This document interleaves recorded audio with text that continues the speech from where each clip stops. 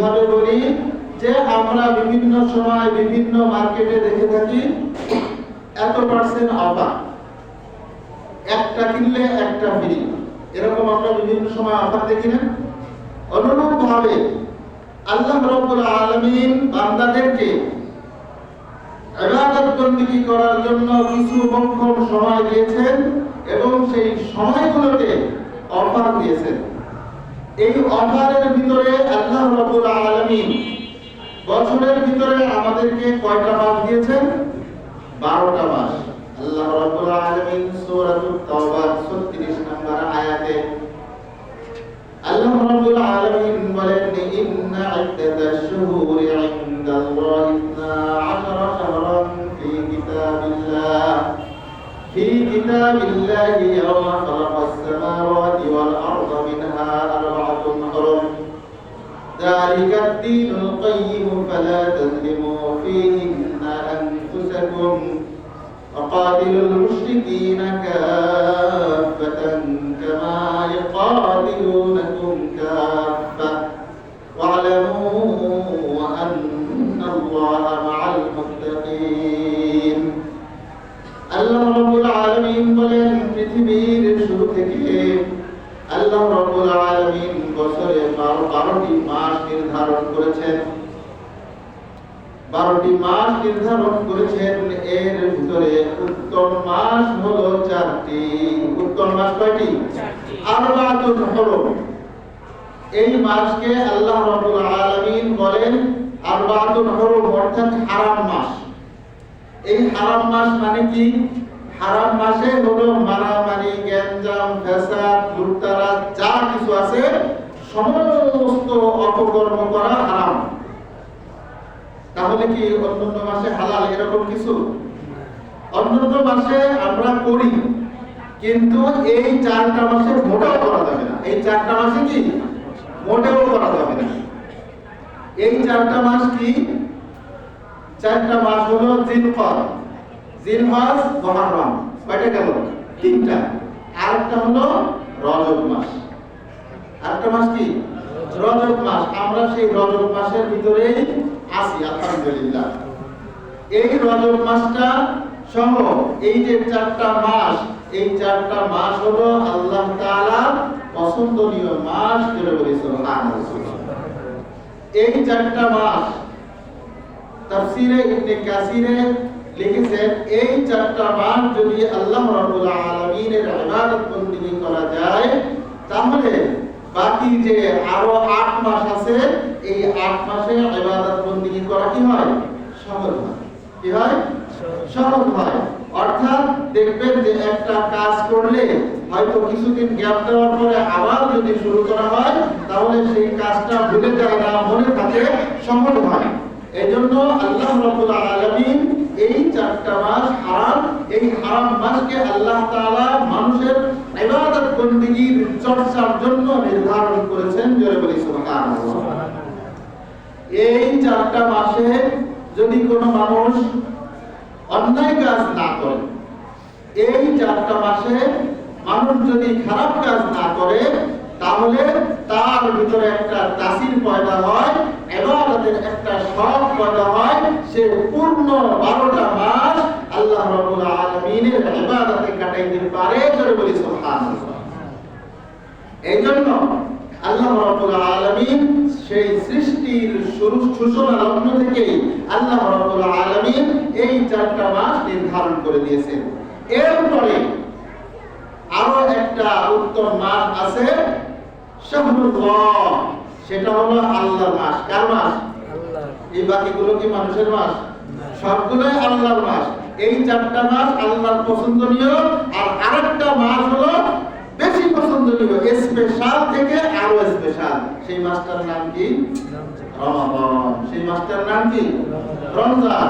অর্থাৎ এই যে 4টা মাস, এই 4টা মাসের হলো জিলকদ, জিলহজ, মুহররম। ওদিকে গেল 3টা, আর এখানে আরো 4 মাস পরে এসে আরেকটা মাস হলো, সেটার নাম কি? রজব। অর্থাৎ রজব মাসটা হলো হিজরি সনের 7ম মাস। কততম মাস? 7ম মাস। আমরা বিভিন্ন সময় ইংরেজি মাসের খুব হিসাব রাখি, কখন কোন মাস আসে এটা আমাদের খুব হিসাব থাকে, কিন্তু আরবি মাসের সম্পর্কে আমাদের কোনো হিসাব থাকে নাই। কিন্তু এই হিসাব রাখাটা খুবই দরকার, খুবই জরুরি। তার কারণ হলো আমরা মুসলমান, আমরা হিসাব করে আরবি মাসের হিসাব করে ইবাদত বন্দেগী করি। আমরা রমজান মাসে রোজা রাখি, এটা কি কোনো ইংরেজি মাসের হিসাব করে রোজা রাখি?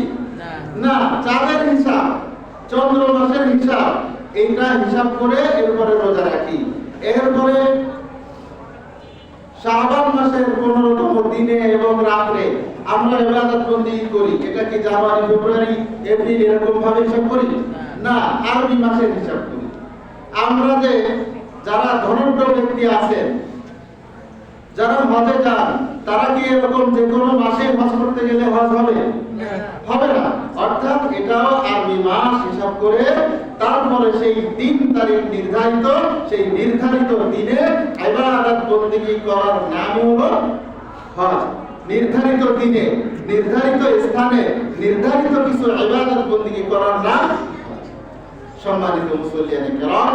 তো এই যে রজব মাস, এই রজব মাসটা মুফাসসিরিনে কেরাম, মুহাদ্দিসিনে কেরাম এবং নবী করিম সাল্লাল্লাহু আলাইহি ওয়াসাল্লামের সাহাবায়ে কেরাম রাদিয়াল্লাহু তাআলা আলাইহিম আজমাইনদের কথা হলো এরকম যে রজব মাসটা হলো বীজতলা, বীজ বপনের মাস, বীজ বপনের মাস। যারা ক্ষেত খামার করেন, যারা গ্রাম অঞ্চলে ক্ষেত খামার করে, তারা তাদের কিন্তু বীজ বপন করার জন্য একটা বীজতলা তৈরি করে, আমাদের অঞ্চলে বলে চাকর করে।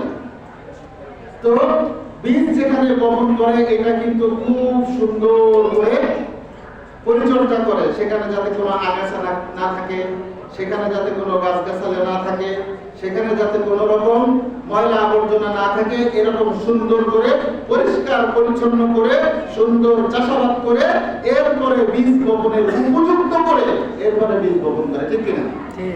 সম্মানিত মুসল্লিয়ানে কেরাম, তো মুফাসসিরিনে কেরাম, মুহাদ্দিসিনে কেরাম, হযরত হাসান বসরি রাহমাতুল্লাহি আলাইহি তিনি বলেন এই রজব মাসটা হলো মুমিনের বীজ বপনের মাস। কিসের বীজ বপনের মাস? ইবাদতের বীজ বপনের মাস। অর্থাৎ এই মাসে আমরা যদি আমাদের নিজেদেরকে তৈরি করতে পারি, আমাদের নিজেদেরকে যদি ভালোভাবে উপযোগী করতে পারি, এই জন্য আমাদেরকে আল্লাহ রাব্বুল আলামিনের হাবিব একটা দোয়া শিখিয়েছেন, একটা দোয়া শিখিয়েছেন। সেই দোয়াটা হলো আল্লাহুম্মা বারিক লানা ফি রজব ওয়া শাবান ওয়া বাল্লিগনা রমাদান। পড়ুন সবাই, আল্লাহুম্মা বারিক লানা ফি রজব ওয়া শাবান ওয়া বাল্লিগনা রমাদান। আল্লাহুম্মা বারিক লানা ফি রজব ওয়া শাবান ওয়া বাল্লিগনা রমাদান। এই দোয়াটার অর্থ কি? হে আল্লাহ, আপনি আমাকে রজব মাস পর্যন্ত যেহেতু হায়াত দিয়েছেন, তাহলে এই রজব মাসে বরকত দেন, শাবান মাসেও বরকত দেন, এবং রমজান পর্যন্ত আমাকে আপনাকে সকলকে যাতে পৌঁছায় দেন। এই জন্য আল্লাহ রাসূল সাল্লাল্লাহু আলাইহি ওয়াসাল্লাম সমগ্র উম্মতে মুহাম্মাদীকে এই দোয়াটাই শিখিয়েছেন। জোরে বলি সুবহানাল্লাহ। মুফাসসিরিনে কেরাম, মুহাদ্দিসিনে কেরাম এই দোয়াটার ব্যাখ্যা করেছেন এরকম যে ধরেন কারোর হায়াত শেষ,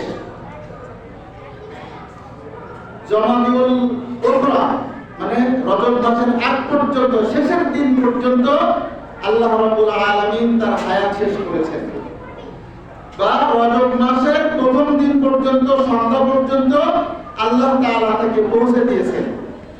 তো কোন ব্যক্তি যদি এইভাবে করে আল্লাহর কাছে দোয়া করে, তাহলে আল্লাহ তাআলা তার হায়াতকে বৃদ্ধি করে দিয়ে রজব, শাবান এবং রমজান মাসে পরিপূর্ণ ইবাদতের জন্য তার হায়াতকে বাড়ায় দিবেন। জোরে বলি সুবহানাল্লাহ। এই জন্য বেশি বেশি করে দোয়া করা, আল্লাহুম্মা বারিক লানা ফি রজব ওয়া শাবান ওয়া বাল্লিগনা রমাদান।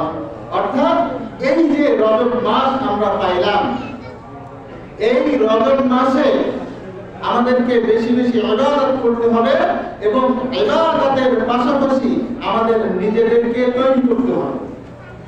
কেমন তৈরি করতে হবে?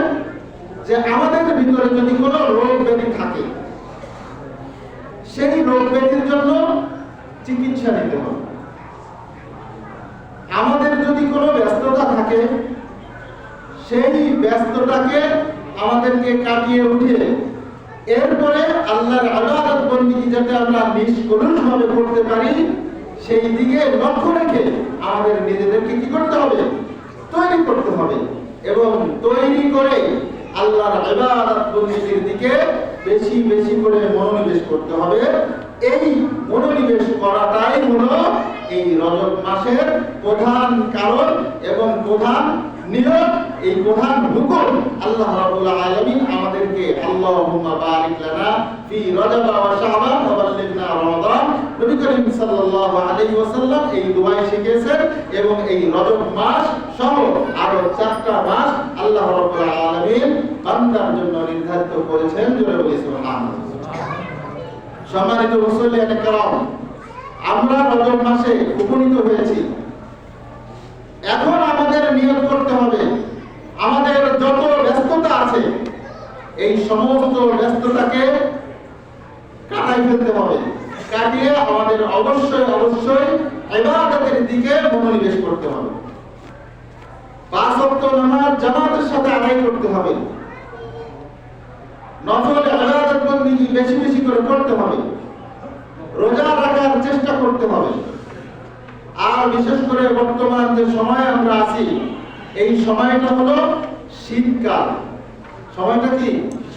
শীতকাল। নবী করিম সাল্লাল্লাহু আলাইহি ওয়াসাল্লাম বলেন, আশ-শীতাউ রবিউল মুমিন। শীতকাল হলো মুমিনের বসন্তকাল। জোরে বলি সুবহানাল্লাহ। শীতকাল হলো মুমিনের কি? বসন্তকাল। এই শীতকালে মানুষ ইবাদত বন্দেগী বেশি করতে পারে। তার কারণ হলো এই শীতের সময় রাতটা অনেক বড়। দেখবেন রাত্রে যখন আপনি ঘুমায় যাবেন, কিন্তু ঘুমাইতে ঘুমাইতে একটা সময় এসে ঘুম ভেঙে যায়, তখন আর ঘুম আসতে চায় না। তার কারণ কি? রাত অনেক বড়। আর এই আর শীতাও রবিউল মুমিন কেন বলেছেন? যে শীতকালটা হলো আল্লাহ রাব্বুল আলামিনের ইবাদতের একটা মাস। বেশি ঘুমাইতে ঘুমাইতে যখন ঘুম ভেঙে যায়, তখন সে ঘুম থেকে উঠবে। ঘুম থেকে উঠে আল্লাহর সাথে অন্ধকার রাতে নিরিবিলি আল্লাহর সাথে প্রেম করবে, আল্লাহর ইবাদত বন্দেগী করবে, আল্লাহর কাছে রোনাদারি করবে। এটা হলো মুমিনের সিফাত। এটা হলো মুমিনের জন্য একটা মোক্ষম সময়। জোরে বলি সুবহানাল্লাহ। আমরা শহরের মানুষ, ঢাকা শহরের মানুষের তো